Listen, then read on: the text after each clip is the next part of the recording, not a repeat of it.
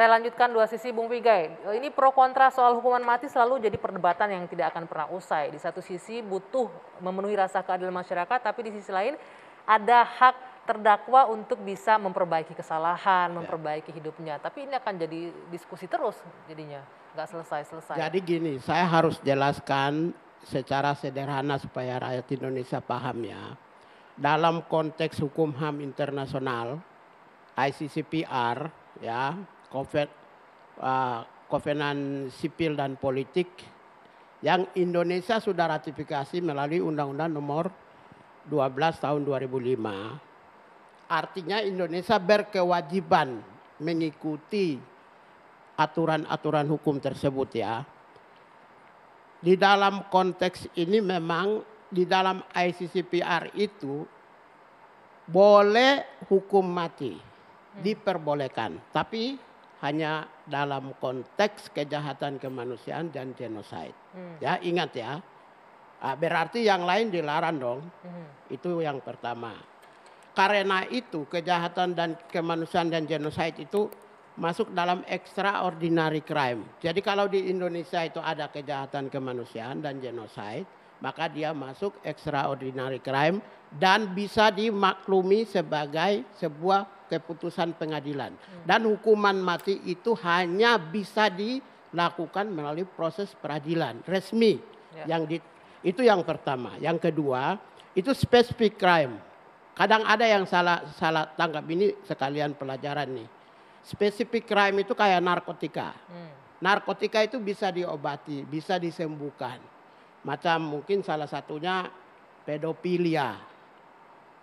Karena mentalnya. Mungkin predator anak semacam begitu karena mentalnya. Ada faktor-faktor individu yang terganggu. Itu specific crime. Memang hukumannya berat. Diinginkan oleh publik dan hukum-hukum di negara tertentu. Hukum mati. Tetapi dalam konteks HAM ini tidak dihukum mati. Dia kena namanya bukan death penalty hukum mati. Tetapi dia kena maksimum penalty. Nah, maksimum penalti inilah yang dipakai oleh hakim. Hukuman maksimum, yaitu hukuman seumur hidup. Kemudian yang ketiga adalah crime. Crime ya kriminal biasa yang selalu dilakukan oleh hukum nasional. Dalam konteks inilah dalam perspektif hukum HAM internasional. Kemudian saya juga jelaskan sedikit mengenai hukum Islam. Bahwa negara-negara Islam tahun 91 itu adakan konvensi Kairo yang mengadopsi hukum Islam dimasukkan ke dalam hukum HAM internasional.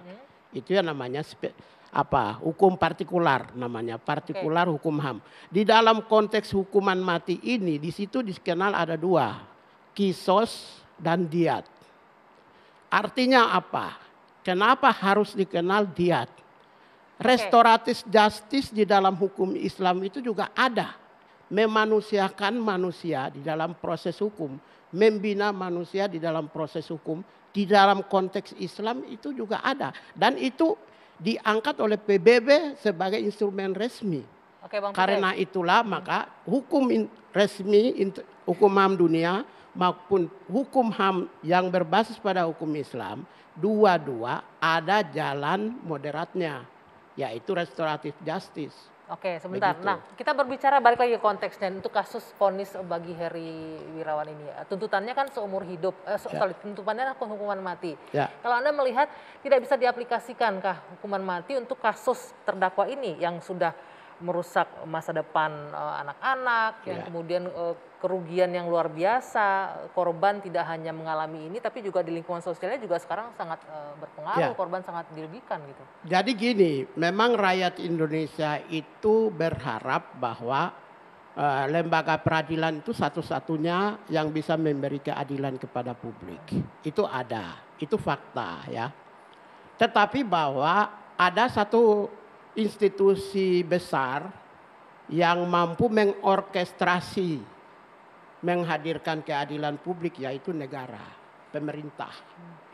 Karena itu kalau misalnya ketika pemerintah lakukan langkah-langkah dan upaya-upaya signifikan untuk mengeliminir para orang-orang yang berpotensial untuk melakukan predator terhadap anak, apakah dari sisi Kementerian Pendidikan dalam konteks pendidikan, kesehatan dalam konteks kesehatan, sosial dalam kejiwaan dan lain sebagainya, maka sebenarnya kuantitas munculnya kelompok-kelompok predator anak itu bisa direm.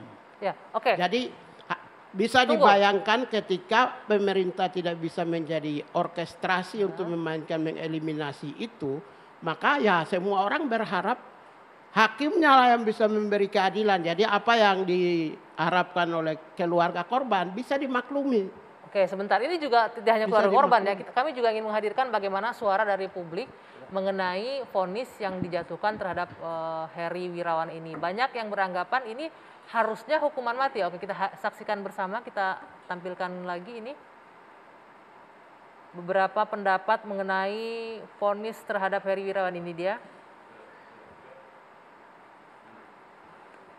Terkait vonis, kenapa bisa lolos hukuman mati dan kebiri? Ini minta dihukum mati, korban desak jaksa ajukan banding. Minta Heri Wirawan dihukum mati ini ya. 3 legislator dukung Kejagung tuntut mati Heri Wirawan, itu konstitusional ya. Tuntutannya sudah, ini vonisnya sudah bahkan ya, tapi vonisnya ternyata lebih rendah dari tuntutannya. Kemudian di satu sisi ini juga bertentangan sebenarnya yang jadi bahan diskusi kita. Hukuman mati buat Heri Wirawan dianggap pelanggaran HAM. Bagaimana penilaian Komnas PA ini ya? Dianggap pelanggaran HAM. Selanjutnya Komnas HAM tolak hukuman mati kebiri bagi Heri Wirawan pemerkosa 13 santri. Heri Wirawan divonis bui seumur hidup, KPAI itu hukuman tertinggi. Jadi memang selalu jadi pertentangan ini. Saya mau ke Bung Nasir. Bung Nasir, ketika menyebutkan tadi negara harus hadir. Ya.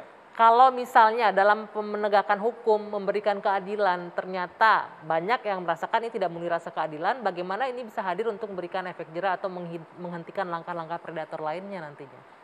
Ya, seperti yang tadi saya sampaikan bahwa keadilan itu kadang sangat subjektif. Ya. Tapi tentu hakim bisa menggunakan hati nuraninya, menyambung nurani hakim dengan apa yang menjadi keresahan di tengah-tengah masyarakat. Nah, karena itu memang kalau kita bercermin dari apa yang diputuskan oleh Heri Wirawan itu memang seperti yang kita tadi bicarakan ya, seumur hidup itu mungkin sangat menyiksa dia, sangat menyakitkan bagi dia karena dia menjalani hukuman itu sampai dia meninggal di dalam penjara. Ya, tapi itu kan asumsi kita yang kita bilang bahwa dia akan merasa tersiksa, kan? Itu kan asumsi. Belum kita lihat nanti kenyataannya seperti apa. Tapi keresahan-keresahan yang terjadi di masyarakat itu bukan asumsi lagi. Itu sudah fakta dan itu terjadi di mana-mana.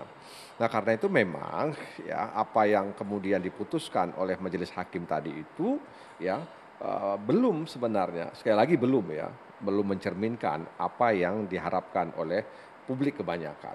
Ya, meskipun saya sependapat dengan Bang Nasrullah bahwa kita tidak menyaksikan, tidak menghadiri, tidak membaca dan sebagainya. Tapi tanpa perlu kita membaca, menghadiri dan mendengar, kita kan sudah kemudian melihat ya berbagai macam fakta yang terjadi terkait dengan masalah-masalah kejahatan seksual tadi itu. Nah, karena itu sekali lagi dalam pandangan saya ya, apa yang disampaikan oleh Komnas Perlindungan Anak ya dan juga sebahagian warga itu memang ya mungkin dianggap itu sudah maksimal. Ya bisa jadi hakim menilai bahwa putusan itu sudah melebihi dari ancaman maksimal yang dituntut oleh jaksa. Nah, oleh karena itu kemudian bagi hakim ini sudah sama ya dengan hukuman mati. Ya, tapi sekali lagi bahwa hukuman mati memang teman-teman Komnas HAM misalnya tidak setuju, kebiri tidak setuju dalam perspektif hak asasi manusia dan merujuk kepada sejumlah pasal dalam Undang-Undang Dasar tentang hak asasi manusia itu sangat tepat. Tapi di samping hak yang dimiliki oleh seseorang juga dia punya tanggung jawab ya dengan diri dan lingkungan sosialnya.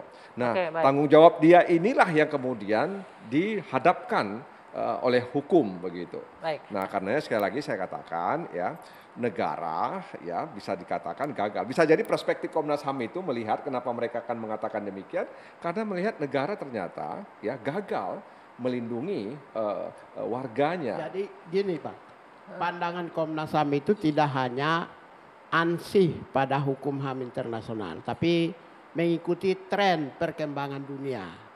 Dari tahun 1800-an ya namanya retributive justice, hukum balas itu sudah hampir berakhir.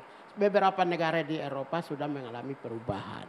Posisi hari ini cuma yang dunia menyorot negara yang menerapkan hukuman mati itu kayak Tiongkok, Amerika di beberapa negara bagian, Iran, Arab Saudi termasuk Indonesia. Karena itulah maka sekarang ini kan dunia di mana semua nilai-nilai humanisme, demokrasi, keadilan, dan perdamaian itu dituntut.